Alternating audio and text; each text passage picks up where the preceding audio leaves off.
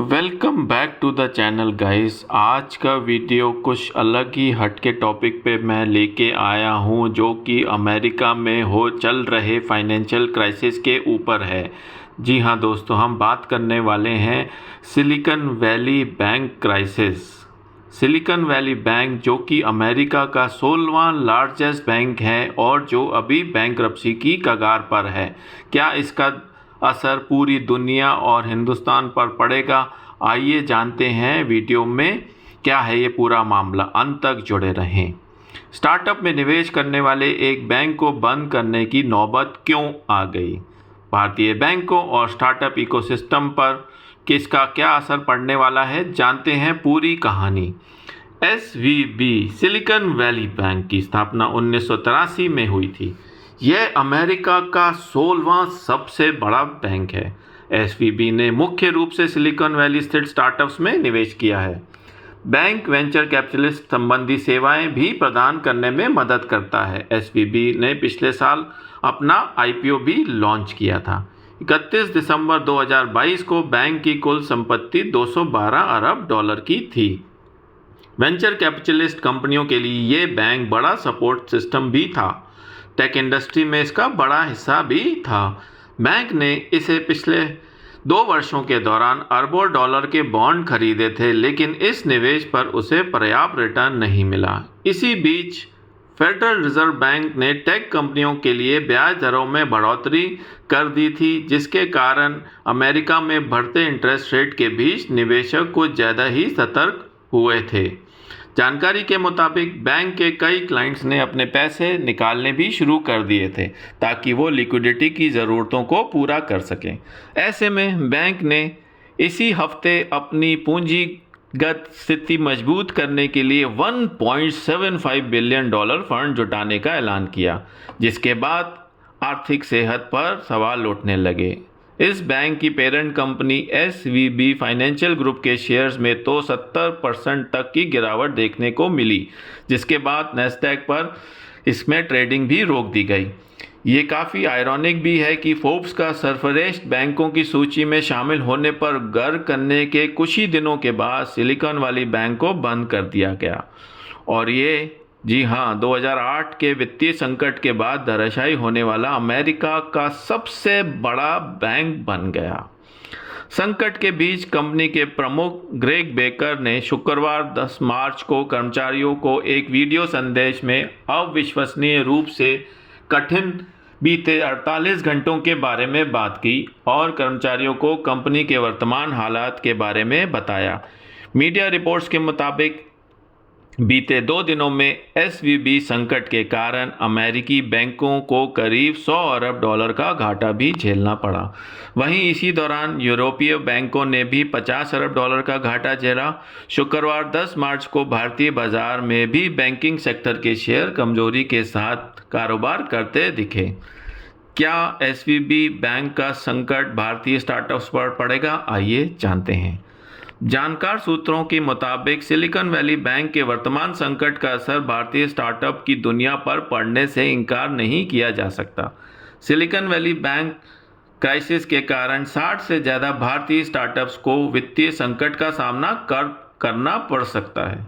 इसमें 40 स्टार्टअप ऐसे हैं जिनके 2 करोड़ से 8 करोड़ एसवीबी बैंक में जमा हैं। वहीं 20 स्टार्टअप ऐसे भी हैं जिसके अकाउंट में 8 करोड़ रुपए से ज़्यादा जमा हैं। इस तरह इन स्टार्टअप्स के बैंक में करीब 400 करोड़ रुपए जमा हैं। एसवीबी का भारत में सबसे अहम निवेश सैस यूनिकॉर्न आईसर्टिस में है।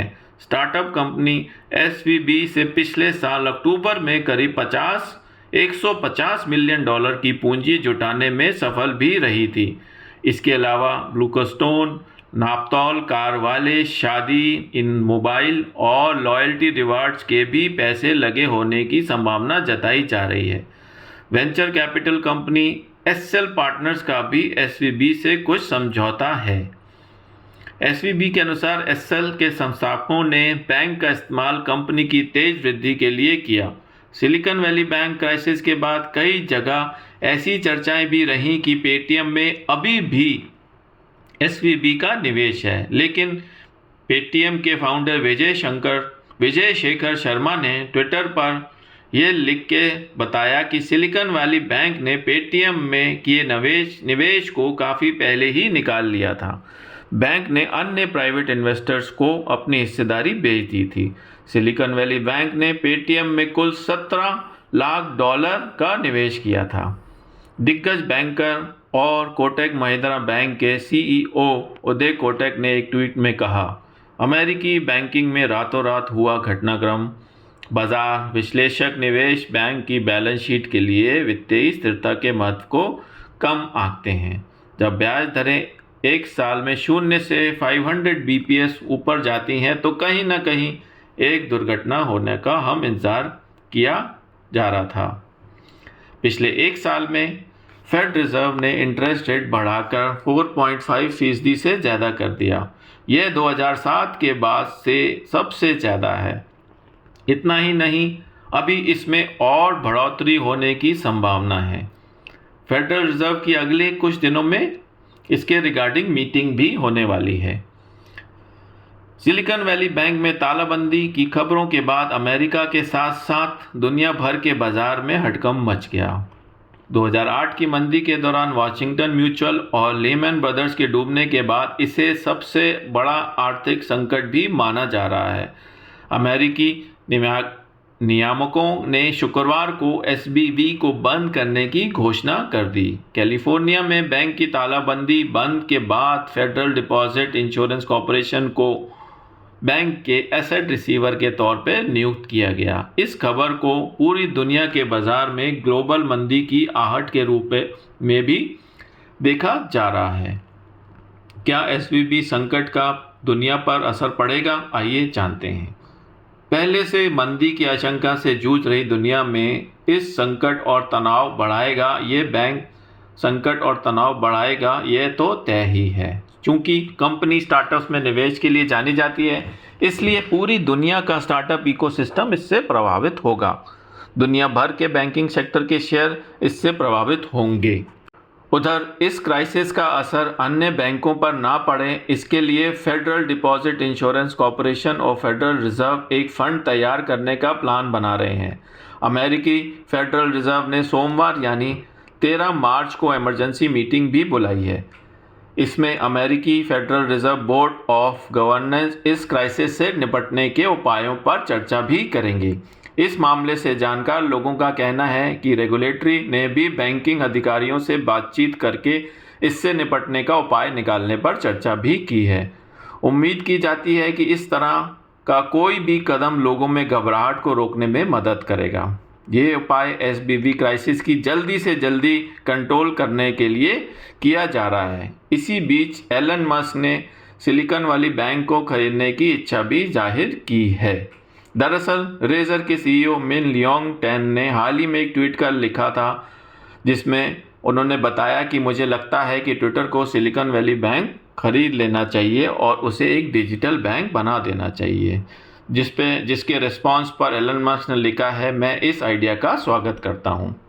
मस्क का ये ट्वीट काफ़ी वायरल भी हो रहा है। Let's see how all this unfolds in the coming days.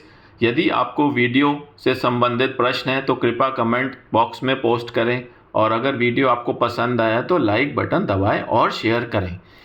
Video को मैं यहीं एंड करता हूं। कृपया इस वीडियो के चैनल को सब्सक्राइब करना ना भूलें। Thank you.